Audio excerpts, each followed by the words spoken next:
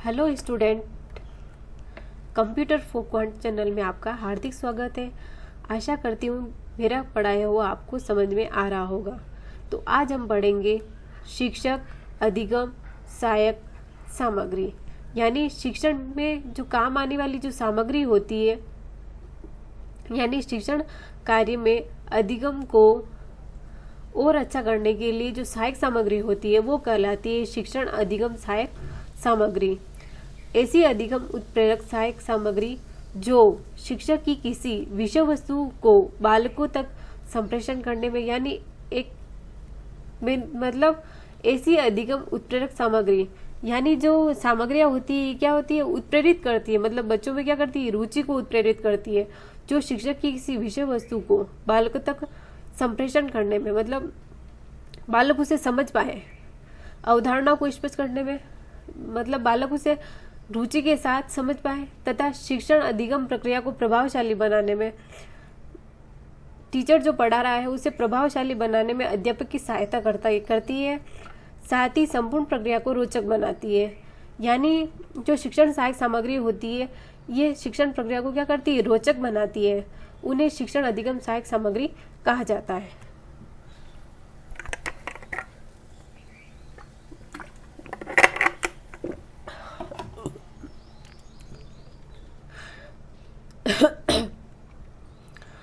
वर्तमान समय में सूचनाएं एवं संचार क्रांति तथा तकनीकों के विकास में ऐसी सामग्रियों को इतना अधिक आधुनिक व रोचक बना दिया है कि बालक पूरी रुचि एवं उत्साह से संप्रतियों को समझने में सकारात्मक रुचि दर्शाने लगे हैं। यानी आजकल क्या होता है कि स्कूलों में कंप्यूटर जो लैब होती है, लेबोरेटरी, वो स्टार्ट हो गई है। यही तो कहलाती है, जो ये सामग्री होती है ये सहायक सामग्री के अंतर्गत ही। वर्तमान समय में सूचनाएं एवं संचार क्रांति तथा तकनीकों के विकास ने ऐसी सामग्रियों को इतना अधिक आधुनिक व रोचक बना दिया है कि बालक पूरी रुचि एवं उत्साह से संप्रतियों को समझने में सकारात्मक रुचि दर्शाने लगे हैं। यानी वर्तमान समय में क्या होता है कि वर्तमान समय में टीवी, मोबाइल, कंप्यूटर जैसी तकनीकी का इस्तेमाल होने लगा है, तो बालक क्या होता है कि रुचि लेने लगा है और अधिक रुचि लेता है। यानी आजकल तो स्कूलों में प्रोजेक्टर भी चलते हैं जिससे बालक क्या करता है, रुचि के साथ बढ़ता है, तो उसे बालकों में सकारात्मक रुचि उत्पन्न होती है। अब हम पढ़ते हैं डेफिनेशन। कार्टर एफ गुड, कोई भी ऐसी सामग्री जिससे शिक्षण अधिगम प्रक्रिया को उद्दीप्त किया जा सके अथवा इसके द्वारा संवेदनाओं के माध्यम से अधिगम प्रक्रिया को आगे बढ़ाया जा सके, उन्हें सहायक सामग्री कहते हैं। यानी इनका कहने का मतलब है कि कोई भी ऐसी सामग्री जिससे शिक्षण अधिगम प्रक्रिया को उद्दीप्त मतलब प्रेरित किया जाए अथवा इसके द्वारा संवेदनाओं के माध्यम से अधिगम प्रक्रिया को आगे बढ़ाया जाए। मतलब इसके द्वारा क्या करते हैं, सहायक सामग्री होगी तो बालक अधिक रुचि ले पाएगा और शिक्षक भी आगे बढ़ाने में रुचि ले सकेगा, तो उसे बोलते हैं सहायक सामग्री। शिक्षण सहायक सामग्री के निम्न उपयोग होते हैं, आप भी समझ सकते हो। नॉर्मली अपन देखते हैं कि अगर स्कूल में क्या होता है, प्रोजेक्टर के द्वारा अपन अगर बच्चे को पढ़ाते हैं कोई भी टीचर, तो उसमें क्या होता है, डायग्राम के द्वारा बच्चे को अच्छे से समझ में आता है। उसमें जो रुचि लेता है बच्चा, क्योंकि उसमें डायग्राम होते हैं, थ्योरी होती है, जिसके द्वारा क्या होता है वो आकर्षित होता है। इसी तरह जो साइंस में क्या होती है, लेबोरेटरी होती है। लेबोरेटरी में क्या करता है बालक, किताबों के द्वारा नहीं बल्कि स्वयं खुद प्रयोग करता है किताबों की सहायता से, तो उसे ज्यादा से ज्यादा समझ में आता है। विषय वस्तु के प्रति स्पष्ट एवं स्थायी समझ बनाने में जो भी बालक पढ़ेगा वो क्या होगा, स्पष्ट और स्थायी होगा सहायक सामग्री के द्वारा। अवधारणाओं को स्पष्ट व्याख्या में करने के लिए, यानी बालक अगर सहायक सामग्री का प्रयोग करेगा तो उसके द्वारा क्या करेगा, वो अपनी अवधारणाओं को स्पष्ट भी कर पाएगा। बालकों को सक्रिय अधिगम करने हेतु प्रेरित करने में, यानी बालकों को सक्रिय, यानी अगर बालक को सहायक सामग्री की सहायता से पढ़ाया जाए तो बालक सक्रिय होकर अधिगम प्राप्त करता है। संपूर्ण शिक्षण अधिगम प्रक्रिया को रोचक व प्रभावशाली बनाने में, मूर्त वस्तु से अमूर्त समझ विकसित करने में, यानी बालक पहले क्या देखेगा, मूर्त यानी ठोस वस्तु देखेगा और ठोस वस्तु देखने के बाद उस अमूर्त समझ उसे हो जाएगी। मूर्त क्या होता है, यानी अपन मान सकते हैं मूर्ति जो हमें दिखाई देती है, और अमूर्त क्या होता है, यानी उस मूर्ति से जो हमारी भावनाएं होती है कि उसे मतलब जो अगर आस्तिक होगा उसके मन में अलग भावनाएं होगी, तो ये जो भावनाएं होती है वो अमूर्त समझ कहलाती है। तो क्या होगा, मूर्त वस्तुओं से यानी जो दिखती है वो कहलाती है मूर्त, और जो नहीं दिखती है जैसे काल्पनिक तथ्य होते आदि वो मतलब भावनाएं होती है वो कहलाती है अमूर्त। तो ये क्या होती है, मूर्त उससे अमूर्त समझ विकसित हो जाएगी बच्चों में। शिक्षण उद्देश्यों की वास्तविक प्राप्ति में सहायक होता है। अब हम पढ़ते हैं शिक्षण अधिगम सहायक सामग्री का वर्गीकरण। तो इसे 3 भागों में बांटा गया है, दृश्य सामग्री, श्रव्य सामग्री, दृश्य श्रव्य सामग्री।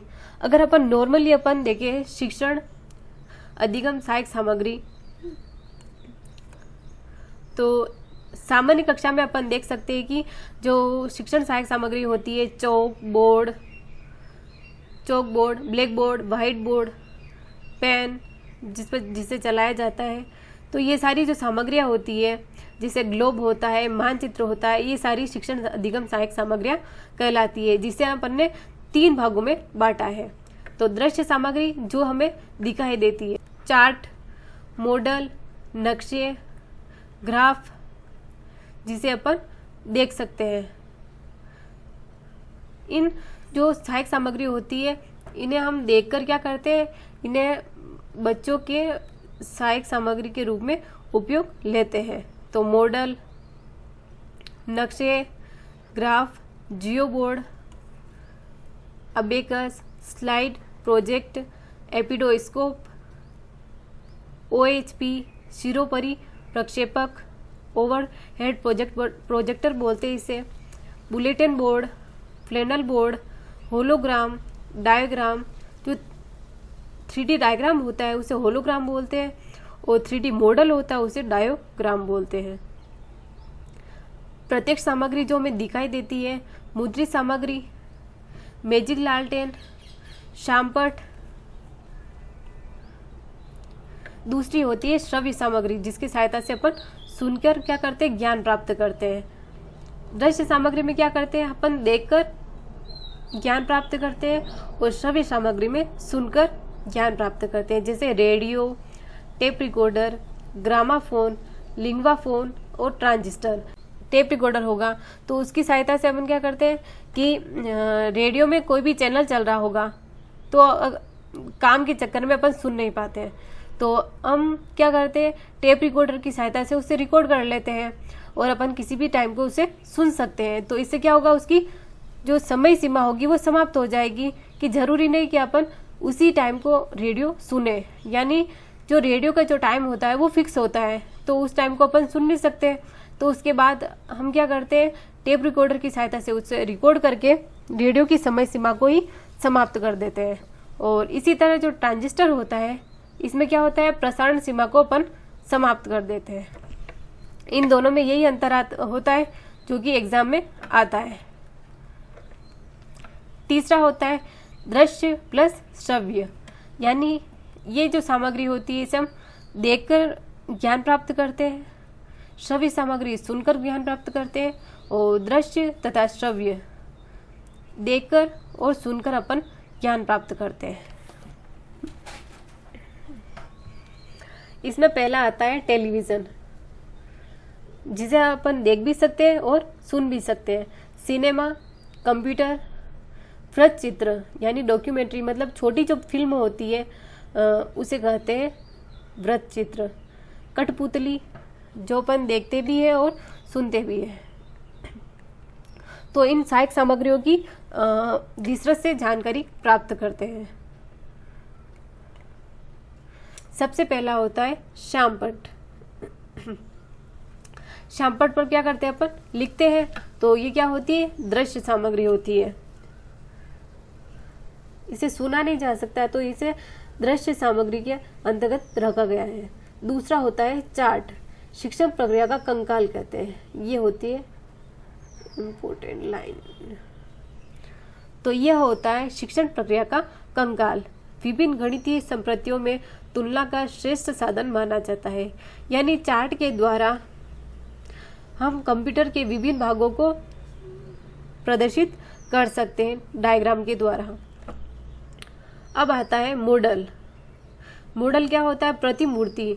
यानी कोई भी वस्तु होगी, हम उसे उसकी जो रियल प्रतिकृति होती है, रियल वस्तु होती है, उसे अपन सामने नहीं ला सकते, लेकिन अगर उसका मॉडल प्रस्तुत कर दे तो बालक समझ जाता है। जैसे कि जो पृथ्वी क्या होती है, तो पृथ्वी को जब बालक पढ़ेगा तो टीचर पूरी पृथ्वी को तो सामने नहीं ला सकता, लेकिन वह क्या करेगा? ग्लोब के माध्यम से उस पृथ्वी को समझाएगा।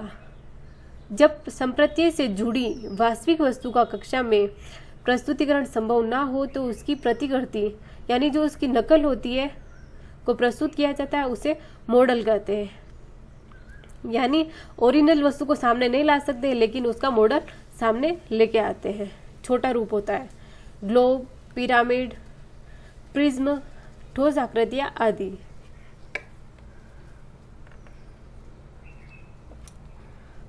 जियोबोर्ड, यह प्लास्टिक या लकड़ी का एक ऐसा बोर्ड होता है जिस पर कीलें उभरी होती है तथा जिन पर रबड़ बैंड की सहायता से विभिन्न ज्यामितियां, आकृतियां जैसे त्रिभुज, आयत, वर्ग, चतुर्भुज आदि बनाकर उनके परिमाप एवं क्षेत्रफल संबंधित संप्रत्यय स्पष्ट किए जाते हैं। यानी जियोबोर्ड क्या होता है? ये स्कूल या विश्वविद्यालय में लगा होता है, जहाँ पर क्या करते हैं, ये विभिन्न तरह के डायग्राम बनाए जाते हैं और फिर उसे चिपका सकते हैं। यानी ये प्लास्टिक और लकड़ी का बना होता है और उस पे कीलें लगा दी जाती है।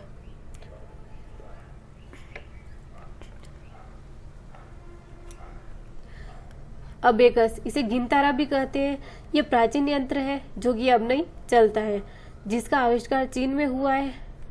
इसका उपयोग बालकों को संख्याओं, संक्रियाओं, स्थानीय मानों आदि को समझाने में किया जाता है। अबेकस से अपन समझ सकते हैं कि छोटे बच्चों का जो खिलौना आता है जिसमें तारों में गोल गोल मोती को पिरोया होता है, उसी तरह से अबेकस यंत्र होता है।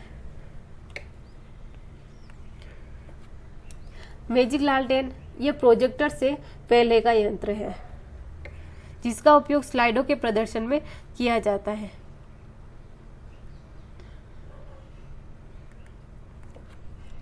स्लाइड प्रोजेक्टर, ऐसा यंत्र जो सूचनाओं की पारदर्शी पट्टिकाओं को प्रक्षेपित करके पर्दे पर दिखाया जाता है। इसके द्वारा शिक्षण कराने से पूर्व पाठ्य वस्तु से संबंधित स्लाइड तैयार की जाती है। यानी इसमें क्या करते हैं? पहले स्लाइडें तैयार की जाती है और फिर उन स्लाइडों को क्या करते हैं? प्रक्षेपित यानी पर्दे के पीछे बताया जाता है। एपिडोस्कोप क्या करता है? ये छोटी वस्तु को बड़ा करने में काम आता है, यानी चित्र विस्तारक, यानी चित्र को विस्तारित करता है। यह एक ऐसा प्रोजेक्टर होता है जो कि छोटे आकार की आकृतियों, चित्रों, लेखा चित्रों आदि को बड़ा करके पर्दे पर प्रक्षेपित रूप में दिखाता है। इसमें स्लाइड्स अपारदर्शी होती है। हमने स्लाइड प्रोजेक्टर में क्या पढ़ा था? इसमें क्या होती है? पारदर्शी स्लाइड होती है, जबकि एपिडोस्कोप में क्या होती है? अपारदर्शी। तो इन छोटी छोटी बातों का आपको ध्यान रखना पड़ेगा। ये होती है अपारदर्शी और वो होती है पारदर्शी। शिरोपरि प्रक्षेपक ओवरहेड प्रोजेक्ट OHP, शिरोपरि प्रक्षेपक ओवरहेड प्रोजेक्ट OHP, यह भी एक तरह का प्रोजेक्टर होता है जिसमें क्या करता है? अध्यापक द्वारा टेबल पर बैठकर कार्य किया जाता है। इस प्रक्षेपक की स्लाइड पर कोई कार्य करते ही यह तुरंत ही उसे अध्यापक के सिर के ऊपर प्रक्षेपित करके दिखाता है। यानी यह आजकल बहुत ज़्यादा चलता है। इसमें क्या होता है कि जो टीचर होता है, आपने फ़ोन में भी पढ़ा होगा, जो ऑनलाइन क्लास चलती है उसमें जो टीचर होगा वो साइड में एक कॉर्नर की साइड में दिखाई देता है, क्योंकि इसमें क्या होता है कि जो टीचर होगा वो इस स्लाइड के क्या होगा? नीचे वाली साइड में दिखाई देता है, क्योंकि ये स्लाइड बड़ी होती है और इस पर जो टीचर होगा वो कार्य करेगा, तो जो टीचर होगा उसके सिर के ऊपर स्लाइड दिखाई देती है। बुलेटिन बोर्ड सूचनाओं के प्रदर्शन का बोर्ड होता है। यानी जो बुलेटिन बोर्ड होती है, जिसे अपन ने जियो बोर्ड पढ़ा था, तो उसमें क्या होता है? डायग्राम होता है। लेकिन जो बुलेटिन बोर्ड होती है यानी सूचनाओं के प्रदर्शन जो प्रदर्शित करता है वो क्या कौन करता है? Bulletin board. फ्लैनल बोर्ड यह लकड़ी या प्लाईवुड का एक ऐसा बोर्ड होता है जिस पर सूत या रेशमी कपड़ों का रंगीन आवरण चढ़ा होता है। इस पर कीलों द्वारा किसी चित्र या उसके विभिन्न भागों को टांगकर उसकी व्याख्या की जाती है। आपने देखा होगा कि हम अगर स्कूल या विश्वविद्यालय में जाते हैं तो वहाँ एक बोर्ड लगा होता है जो ग्रीन कलर का कपड़ा ढका होता है और उस पर कीलें लगी होती है, तो वही होता है फ्लैनल बोर्ड, जिस पर क्या होता है? व्याख्या यानी कोई भी सूचना है वो भी टंगी रहती है। होलोग्राम होता है 3D डायग्राम, यानी 3D चित्र, यानी हम जो किताबें लाते हैं उसके आगे जो कवर होता है वो रंग बिरंगा होता है और एक तरह से चमकीला होता है। कभी भी आप देखना उस आगे वाला जो कवर होता है उस पूरे कवर पर जिस लेखक की वो किताब होगी या जिस पब्लिकेशन की होगी उसका नाम छपा होता है उससे, और वही होता है hologram diagram. Diorama 3D model होता है। जिस तरह से होलोग्राम होता है वो 3D डायग्राम होता है, उसी तरह डायोरामा होता है वो 3D मॉडल होता है। प्रत्यक्ष सामग्री क्या होती है? जो हमें दिखाई देती है, बाट, सिक्के आदि इस प्रकार की जो वस्तुएं होती है गणितीय घटनाओं या संप्रतियों को समझने में काम आती है, जो फिजिक्स आदि में काम आती है। इसी तरह प्रत्यक्ष सामग्रियाँ क्या होती है? 2 तरह की होती है, समरूपता और सर्वांग समता। समरूपता मतलब क्या होता है? आकार में बराबर होती है, साइज में छोटी बड़ी हो सकती है। और सर्वांग सम क्या होती है?